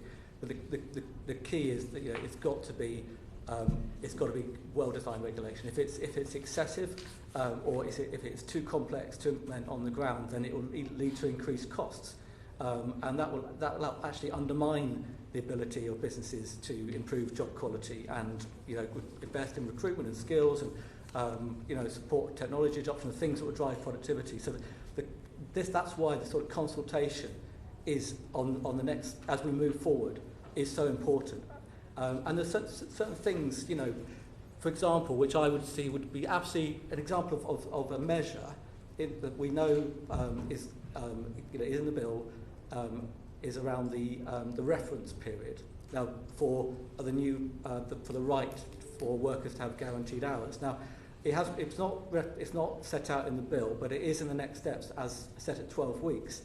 Now, our view is it's crucial that there would be consultation on that 12-week reference period, and I think particularly the government has set out its principles for a modern industrial relations framework. So accountability, proportionality, collaboration and balancing the interests of business and workers. Those principles need to apply as we roll out and implement these proposals. So I would say that 12 weeks is a test. That should be subject to consultation because it's so important to the functioning of that right. So that's the sort of thing where I think where you would want to see consultation, where it would decide help decide that the ultimate regulation is effectively designed and can work. Okay, thank you. Sorry, I'll move first to Steve Darling. Thank you, Mr. Stringer. From Torbay to Tyneside, productivity in the British economy is the biggest challenge that we face. Cathryn has alluded to productivity a number of times during your evidence. What opportunities in this bill do you see for driving that productivity and the culture change needed to drive that agenda through our workforces, please? Thank you, Mr. Chair. I mean, I think the measure of the bill will, without doubt, it is focusing businesses' mind on how they recruit, manage, and develop their people. And I think I'd probably just refer to some of the comments I've made earlier that that if the measures in the bill are designed the right way, it can support improvements in overall employment standards. But if there isn't, if consultation is not effective, if measures in the bill are introduced which are not workable, then it will have the opposite effect. So I think it's finding the right balance. I think sort of similarly echoing, so we've got a lot of data that shows that policies like flexible working, enhanced family-friendly rights, day one rights make employees feel valued and supported, and that in turn drives better performance. We did a study last year looking at the impact of trained managers on really effectively delivering hybrid working. By way of example, 68% of our managers said that hybrid working made it easier to increase their work productivity, but that was a result of managers trained to manage teams working in a really hybrid way. We know that where managers trust their direct reports, and this is what our evidence shows, they find that productivity rises. As I've already said, poorly managed teams face lower motivation, satisfaction, retention, and ultimately impact on business delivery. And so therefore just the importance of really good management in designing work that allows employees to thrive, and also remembering that managers are employees themselves. Like, managers want this to work for themselves as much as they want it to work for employees. And that in turn will boost productivity at the higher levels of the organisation as well. So I think, yeah, we've got lots of data that backs this up, but we also, again, just echo it's all about how this is implemented and all about the time and space that's given to support managers to do that. I think, the other thing I'd add is, certainly our members, are supportive of the ambition behind the bill, certainly, and certainly our member survey shows there's significant support for changes to improve statutory sick pay, to improve parental leave. So there's definitely areas of the bill that do have support, but it's just, I think, I'll give you an example. So statutory sick pay, talking to members before the budget, particularly in those sectors which might form more cost around an increase, the changes to statutory sick pay, much more sanguine in September than they were after the budget, because they're now thinking about it in the context of broader changes. So I think it's that sort of, it's the cumulative effect of sort of changes and increases in employment costs, which it also needs to be taken into account when we're thinking about individual measures. So I think on the point about productivity, if you look at what makes a workforce productive, there are lots of things that go in the mix. So feeling engaged and valued, engaged in the work you're doing, valued by your managers, as well as having an environment around you that offers things like flexibility. I think productivity is a broad concept, I think, or rather the factors that lead to it are broad.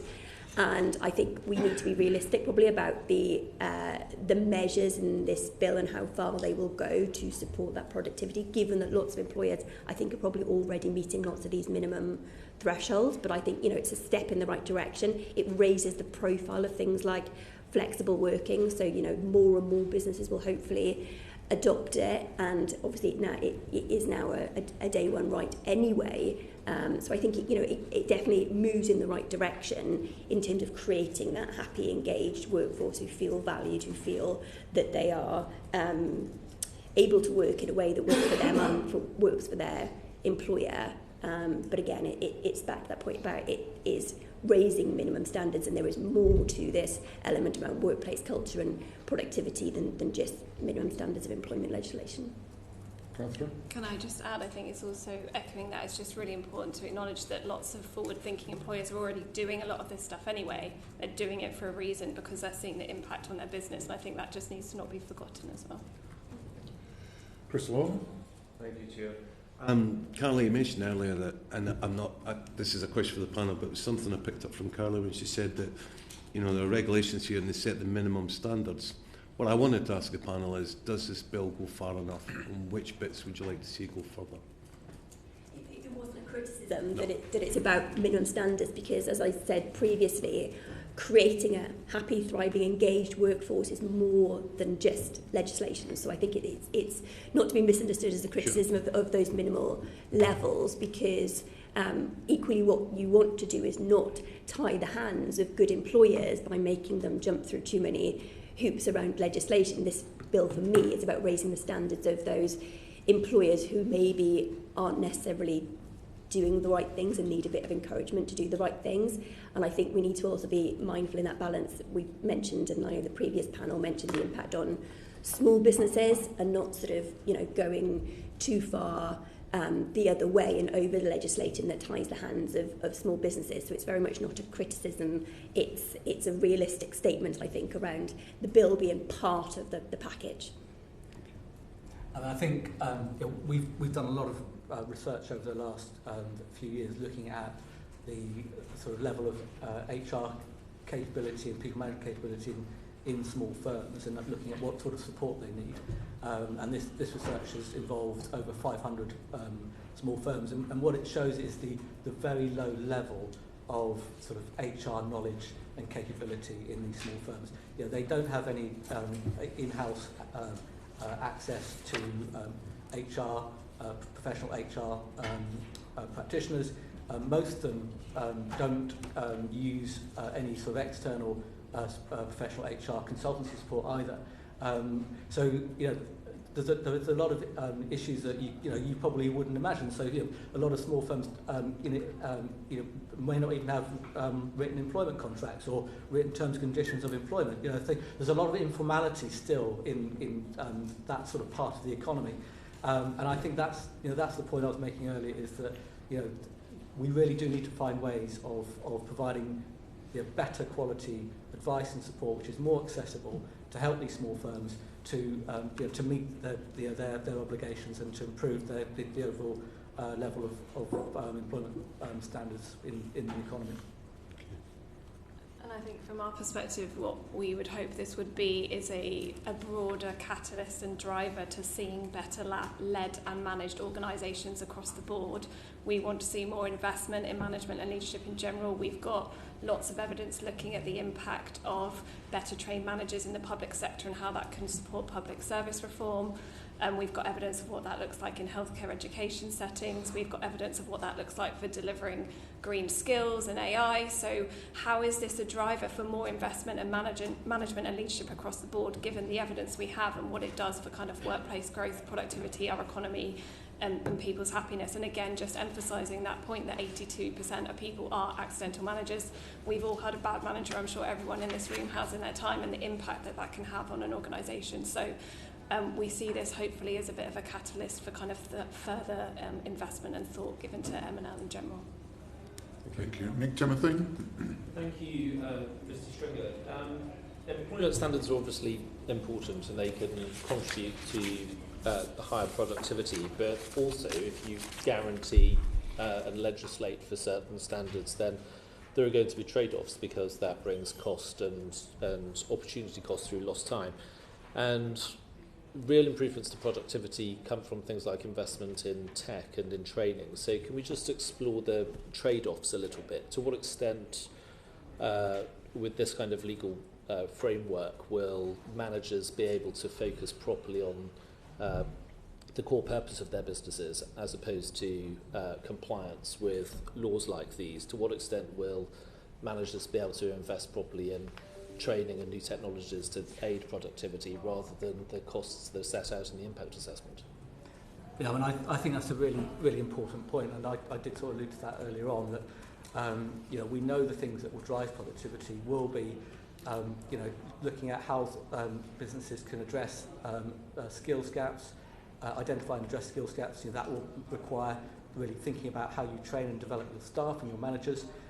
We know that technology adoption is responsible technology adoption will, to a large degree, depend on the people element. You know, so things like job design, making sure that people are trained, have the right skills to use technology, making sure you're consulting, with employees in advance so that, that their views help shape, how technology is implemented.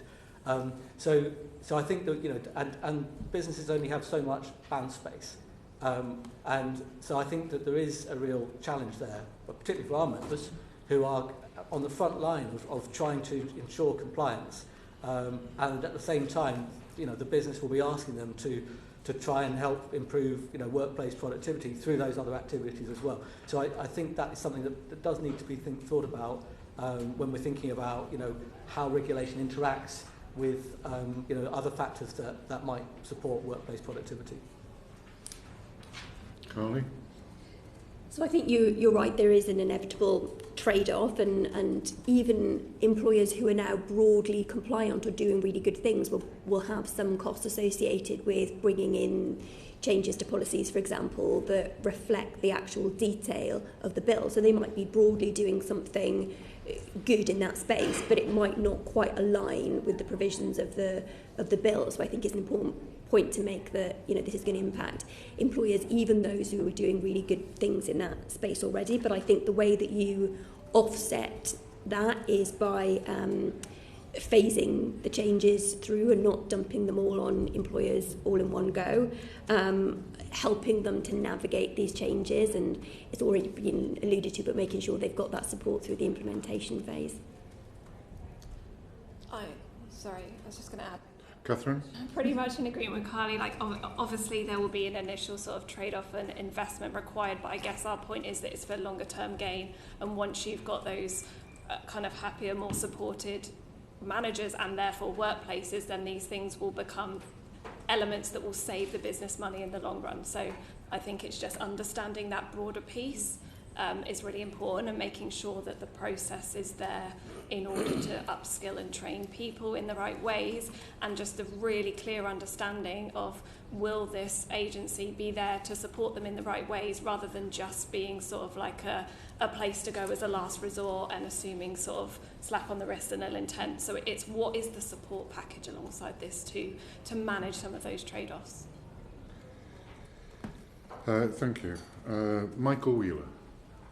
So just to come back and drill down a bit into something that Ben was talking about earlier, how can the bill best meet its aims while supporting smaller businesses who might not have that dedicated HR support, and something particularly for Carly? So the Happy Business School describes itself as being on a mission to help organisations build people-centric workplace cultures where happy people can thrive. So which measures of the bill do you think will be most transformative and help you in that mission? Carly? So I think, and not to labour the point further, but this is about setting minimum standards and creating happy, thriving workplace cultures, goes far broader than employment legislation. I think that the stuff around flexibility and some of that's already come in through previous legislation, but I think, you know, it's a common theme with organisations that I work with that have good flexible working policies, that generally goes down very well with employers. Obviously there's again, like everything, there's a balance to be struck, but I think, you know, some of those firming up of the flexibility rights, I think is good.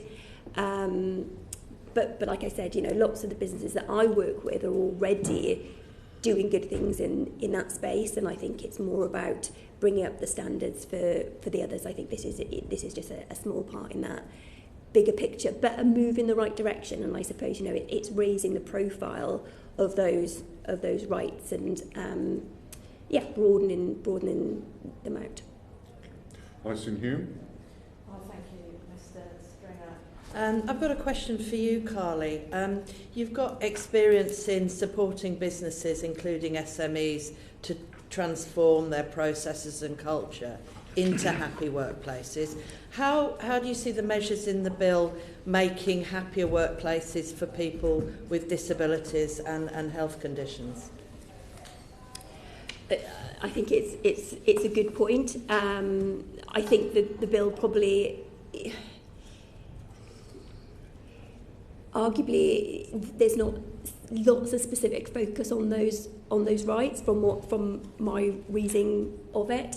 It's about standards kind of across the board, I think, and there's obviously already some protections, particularly unfair dismissal rules, and even though the qualifying period is likely to change, there's still those protected characteristic rights, you know, the day one rights that already exist. So I have to say, on my reading, it doesn't scream out to me that there's lots in there that will specifically help those with disabilities and long-term health conditions. I suppose the flexible working definitely is part of that picture, but I think, you know, the big change for that was making it a day one right, which has already been done, and the legislation is just kind of tightening that up further. I think that's, you know, obviously a big issue for people in terms of accessing work is to be able to have that flexibility. So that's probably the biggest one. But like I say, I think a lot of that work has been done in making it a day one right. Thanks. Willmott. Thank you, Chair. Carly, this question is to you as well. And the amount of questions I think coming to you is reflective that we need your mission to help us be a happy, healthy, thriving workforce in Parliament. About this bill in particular, how best do you think we can use this to communicate the measures that are available to businesses? Because we've heard from a previous panel as well that businesses may not be aware of what's coming in. How can we use some of the transformative measures set out in this bill to promote happy, healthy workplace cultures? I think, so I've reached out to businesses to try and get a sense of what's going on, and I think at the moment, because there's lots of gaps in the detail, I think employers probably aren't focusing their minds at the moment so much on the detail of this, and I suppose it comes off the back of the budget and the NI changes, and I think there's probably a lot for employers to get their head round at the moment.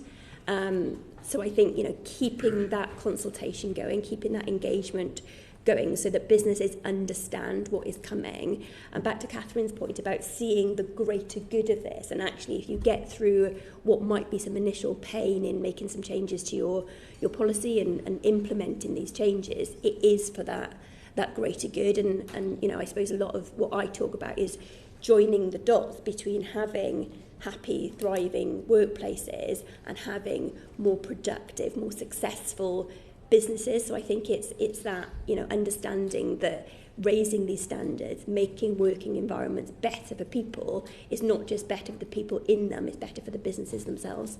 But I think, we need to look at how the system in the whole is going to work. So, I think, particularly that point around labour market enforcement, so looking at how sort of national enforcement efforts and efforts to support small firms, how that works at a regional level, so how that works with combined authority areas, the interface, and join up at that level being really, really important.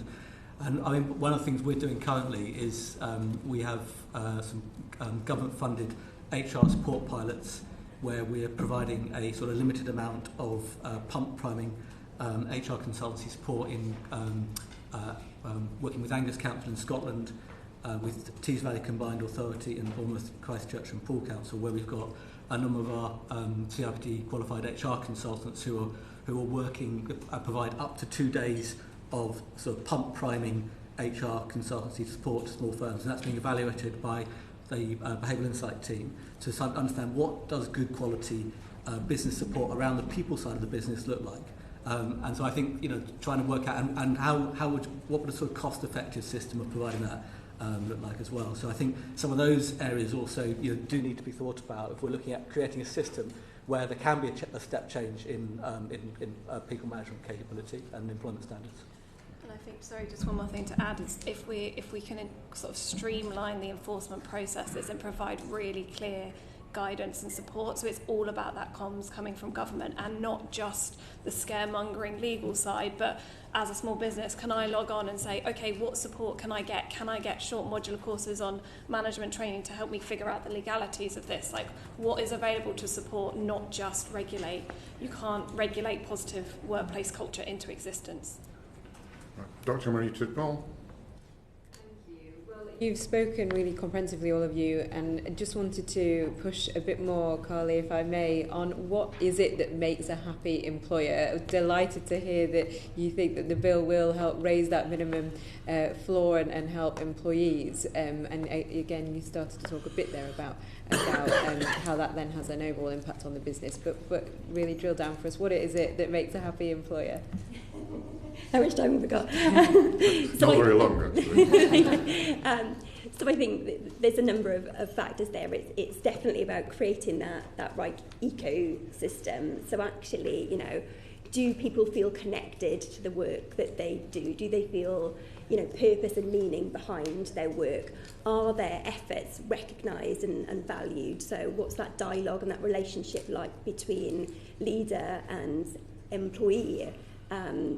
Do people feel autonomous in their role? Do they feel that they are being micromanaged, or do they feel that they've got autonomy and flexibility to do their work in a way that they want to? Do they feel that they are listened to? Do they feel that there is a sense of trust and respect? Is there transparency amongst the organisation? I could go on and on, but I'm conscious that Cathryn might want to tip in. And I guess unsurprisingly, what I'm going to say is that skilled managers do that really, really well. Thank you. I'm just going to move on to Annalise Midgley for the last question, very briefly, a brief answer. Thank you, Chair. Cathryn, earlier you identified that the CMI had said that a lot of good employers and good businesses have already adopted a lot of the measures in this bill. Other panellists this morning have identified that as well. I was just wondering if you could say a bit more about why you think good employers and businesses have already practiced a lot of the measures in this bill. I I think it's kind of leading on from what Carly was saying, is because they see the direct benefits of creating happy, supported, trusting, inclusive workplaces. We've got a lot of research that shows that really highly trained managers and leaders create more inclusive workplaces that has a really positive knock-on effect on business as well as people's happiness, of course. So I think that kind of everything I've said probably builds towards that same argument, that it's because it's better for business as well as better for people. Thank you. That's a good point to finish on. Order. That brings us to the end of time allotted for the committee to ask questions of the three witnesses before us on this sitting. Can I thank the three witnesses for giving very clear answers to the questions that the committee have asked. The committee will meet again this afternoon here in the Boothroyd room at 2 o'clock. As it's 11:25, the committee is now adjourned. Thank you. Order.